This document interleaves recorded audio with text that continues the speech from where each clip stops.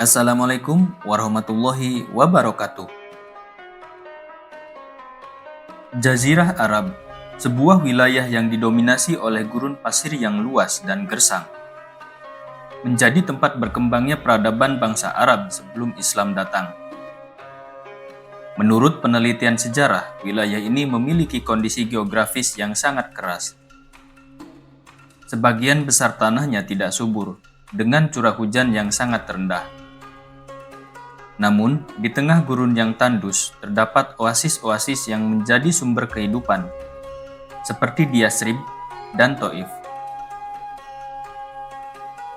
Kota Mekah, yang terletak di lembah yang kering, justru menjadi pusat perdagangan dan keagamaan karena adanya sumur Zam-Zam dan Ka'bah. Sejarawan seperti Philip K. Hitti dalam bukunya History of the Arabs menyebutkan bahwa lokasi strategis Jazirah Arab menjadikannya jembatan antara peradaban besar seperti Romawi, Persia, dan India. Masyarakat Arab pra-Islam hidup dalam sistem kesukuan yang sangat kuat.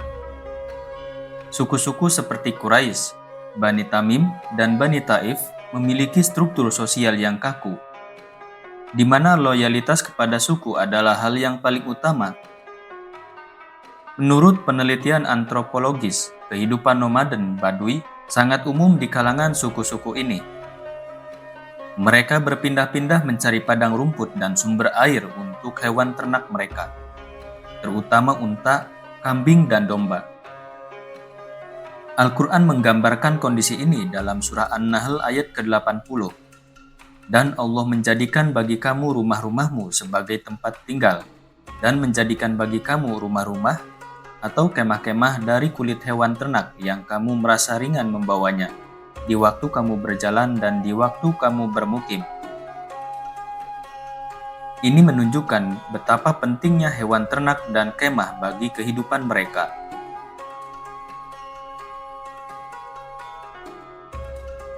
Hubungan antar suku seringkali diwarnai oleh perselisihan dan konflik. Budaya asobiah atau fanatisme kesukuan sangat kuat, dan perselisihan kecil bisa memicu perang yang berlangsung selama puluhan tahun.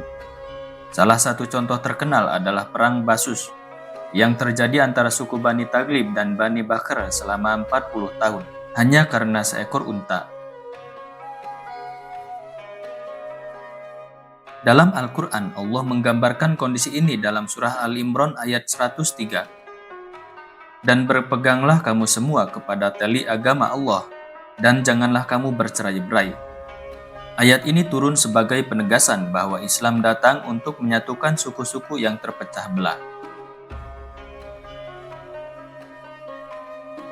Perdagangan adalah tulang punggung perekonomian bangsa Arab pra-Islam. Kota Mekah, yang terletak di jalur perdagangan antara Yaman dan Syam, menjadi pusat perdagangan yang penting. Karavan-karavan dagang membawa barang-barang seperti rempah-rempah, kain, dan minyak wangi.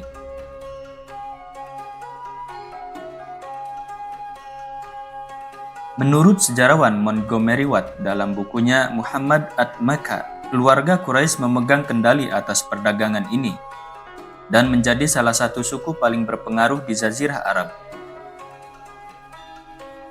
Al-Quran juga menyebutkan pentingnya perdagangan karena kebiasaan orang-orang Quraisy, yaitu kebiasaan mereka berpergian pada musim dingin dan musim panas. Ini merujuk pada dua rute perdagangan utama mereka, di Yaman di musim dingin dan ke Syam di musim panas.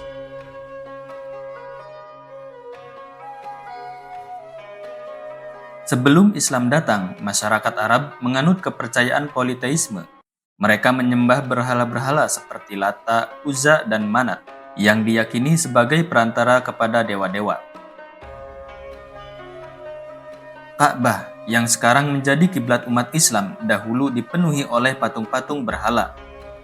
Menurut hadis riwayat Bukhari, terdapat sekitar 360 berhala di sekitar Ka'bah.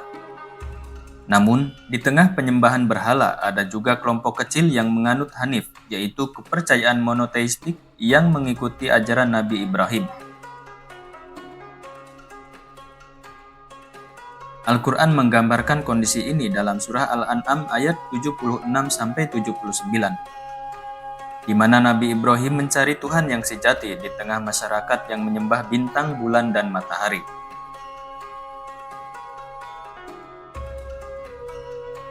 Masyarakat Arab pra-Islam juga menghadapi masalah sosial yang serius. Perbudakan adalah hal yang biasa, dan perempuan sering diperlakukan sebagai barang dagangan. Bahkan, praktik penguburan bayi perempuan hidup-hidup dilakukan oleh beberapa suku karena dianggap sebagai aib.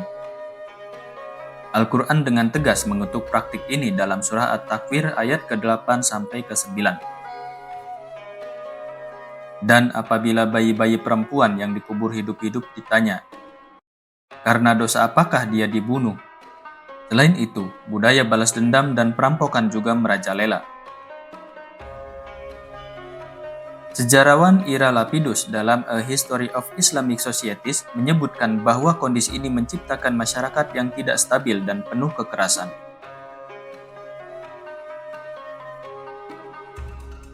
Mekah bukan hanya pusat keagamaan, tetapi juga pusat ekonomi dan politik.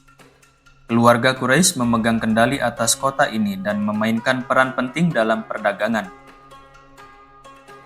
Menurut penelitian arkeologis, Ka'bah sudah menjadi tempat ziarah sejak zaman Nabi Ibrahim. Dalam hadis riwayat Muslim, Nabi Muhammad SAW bersabda bahwa Ka'bah dibangun oleh Nabi Ibrahim dan putranya Ismail. Mekah juga menjadi tempat berkumpulnya para penyair dan intelektual Arab yang sering mengadakan festival puisi di pasar Ukaz.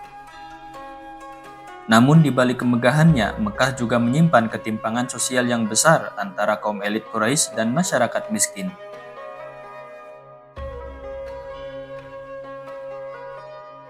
Di tengah kondisi yang carut-marut, ada harapan akan datangnya perubahan. Banyak orang merindukan pemimpin yang bisa membawa perdamaian dan keadilan. Dalam Al-Quran, surah Al-Anbiya ayat 107 menyebutkan, "Dan kami tidak mengutus engkau Muhammad melainkan untuk menjadi rahmat bagi seluruh alam." Ayat ini menjadi penegasan bahwa Islam datang sebagai solusi atas segala permasalahan sosial, ekonomi, dan moral yang melanda bangsa Arab.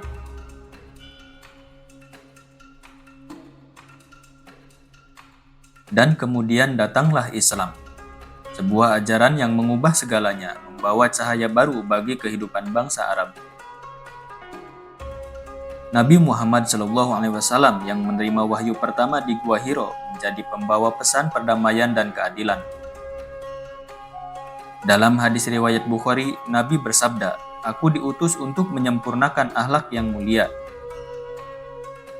Dengan Islam, suku-suku yang terpecah belah disatukan, perbudakan dihapuskan, dan keadilan ditegakkan.